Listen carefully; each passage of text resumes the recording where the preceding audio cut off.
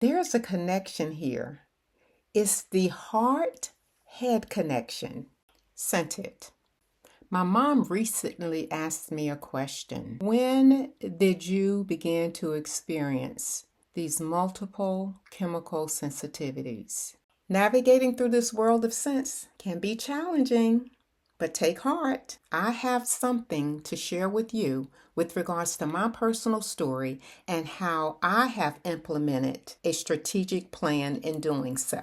She related it to something that I had not thought about. I came to the realization that it actually occurred in the workplace. There was an individual who was seated next to me. We were all in cubicles. And for whatever reason, he doused himself every single day with cologne. I had no idea at that point that I was being impacted. It took anywhere between 8 to 10 years for this thing to escalate.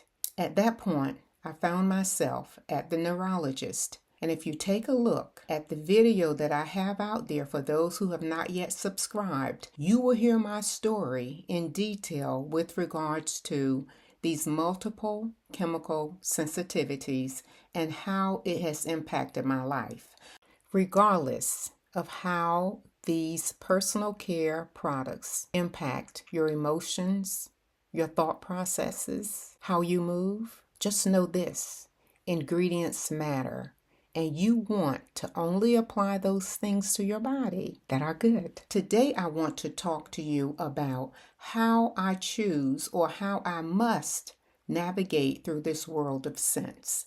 You see, at home, away from home, wherever I go, I have to be mindful and intentional of my surroundings, what's in the environment, and then come up with a strategic plan on how to navigate through this process. A simple task such as going grocery shopping or to the car wash or just taking a road trip. In the home environment, I found that it can either be controlled or somewhat controlled, because if you are navigating in the home environment with anyone other than yourself, if you have these symptoms, then that navigation process, I find, must be strategic. Now, what exactly does that mean? I have to be mindful of the quality of the air at all times, because while I can control what I choose to use and I'm exposed to, if there are others living in the home, then I must consider what they choose to use when they take care of their personal hygiene. So those are things that I must keep first and foremost in my mind, and then, of course, make the necessary adjustments.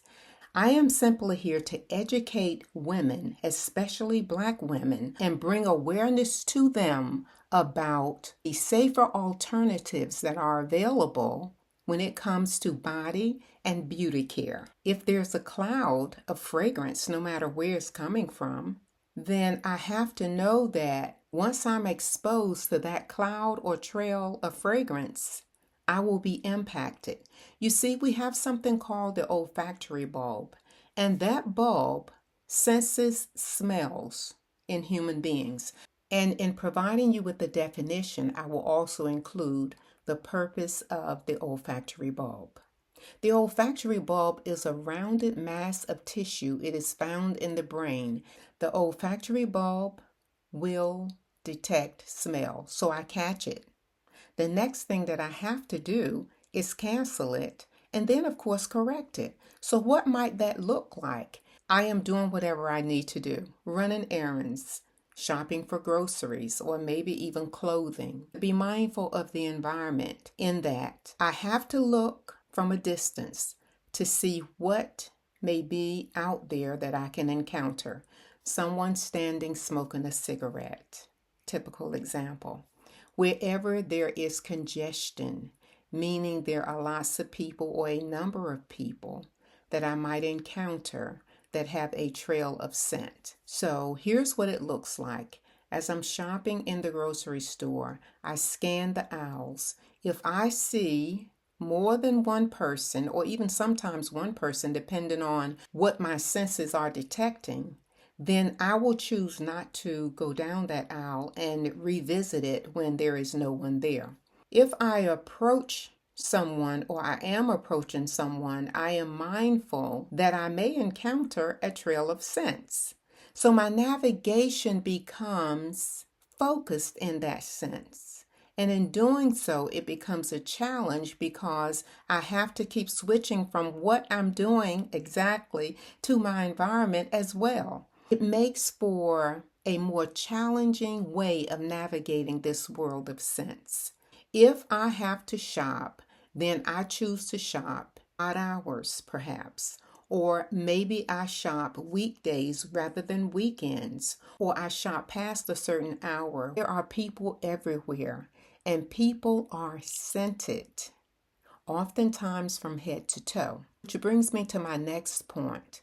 When I see an individual who has gone through the process of intentionally applying everything as it pertains to products to the face, the hair, then I perceive that that person is carrying many of these scented products. Because remember, when we are applying products to our body, most of those products contain fragrances.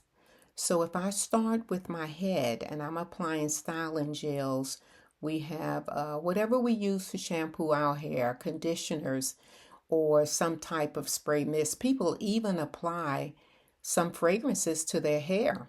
When I look at a person and I realize that they have all of these things from head to toe, and we don't actually know what these products are, but we can pretty much tell when there's a mousse that's been applied to the hair or something of that nature, or maybe even some type of gel where oftentimes women who look like me will apply to smooth their edges.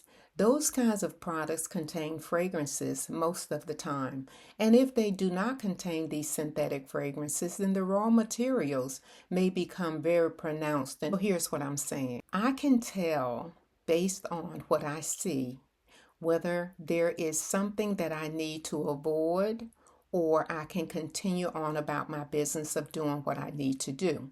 And the telltale sign for me is obvious. If there are products that I can visually detect that have been applied to the hair or the face, then I know that 9 times out of 10, this person has exposed themselves to many chemicals just through the application of those products. And then I must avoid exposing myself to those products as a result. When it comes to social relationships, we have families, we have friends, we have the professional environment, all the things that we encounter as a result. I find that oftentimes people do not understand why your response is what it is. If I receive an invitation for a social event, I must think about how that environment may impact me, make a decision in order to maintain soundness of mind, soul, body, and strength. And some of these outings, I still have to give a second thought because even when we're outdoors, oftentimes in just taking a walk, I encounter people who are drying their clothes, and the dryer vent, of course, is vented to the outside, and therefore when I'm walking, I think that I'm going to experience this fresh air when in fact that too is contaminated. So what do?